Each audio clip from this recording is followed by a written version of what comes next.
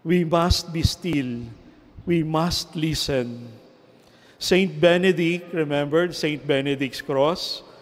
He is a monk, and in his rule for the monks, he started it with one word, the Latin word for listen, ausculta. Hindi magdasal, hindi magtrabaho, kundi makinig. Para yon sa mga monghe. At palagay ko, para din po yon sa atin. And one contemporary Catholic writer, Henry Nouwen, reminds us, we are not called to fix people, but to be with them. Minsan, hindi natin kailangang mag-advise. Minsan, kailangan lang nating may kasama tayong, may pinagdadaanan tayo, kailangan lang nating may kasama.